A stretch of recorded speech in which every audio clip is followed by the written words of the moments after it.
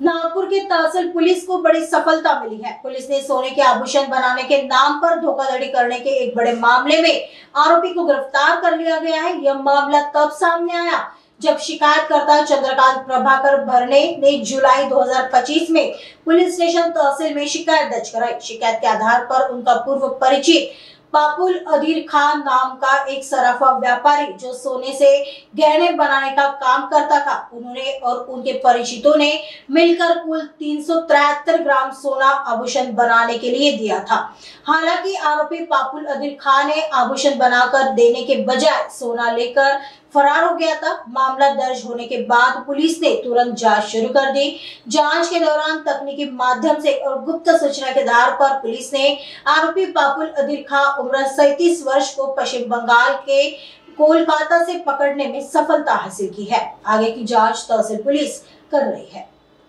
फिर्यादी चंद्रकांत प्रभाकर भरणे यांनी जुलै 2025 मध्ये पोलीस ठाणे तहसील येथे येऊन तक्रार दिली होती की त्यांचा पूर्व परिचित पापुल खान नावाचा इसम जो सराफा व्यापारी आहे, जो मिळालेल्या सोन्यापासून अलंकार बनवण्याचं काम करतो, त्याला त्यांनी स्वतःजवळचे 68 ग्राम सोने आणि परिचितांजवळचे अंदाजे 305 ग्राम सोने असे एकूण 373 ग्राम सोने अलंकार बनवणे कामी सुपूर्द केले होते।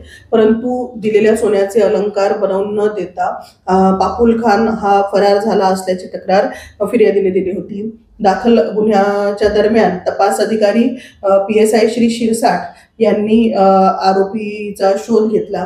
प्राप्त तांत्रिक माहिती आणि मानवीय इंटेलिजन्सच्या आधारे नमूद आरोपीला पश्चिम बंगाल कलकत्ता येथून पकडण्यात यश आलेले आहे। आरोपीला माननीय न्यायालयासमक्ष हजर करून त्याचा PCR घेऊन त्यांनी सदरील सोने ज्यांना ज्यांना हँडओव्हर केले होते त्यांच्याकडनं सदरील सोने 84 ग्राम आतापर्यंत तपासात जप्त केल्या गेलेले आहे। जप्त केलेल्या सोन्याची किंमत अंदाजे 9 लाख एवढी आहे। सदरची कामगिरी PSI शिरसाट यांच्यासह पोलीस हवालदार सचिन अस्वार, पोलीस हवालदार नितीन मिश्रा, पोलीस कॉन्स्टेबल पिंकी यादव यांच्या पथकाने केलेली आहे।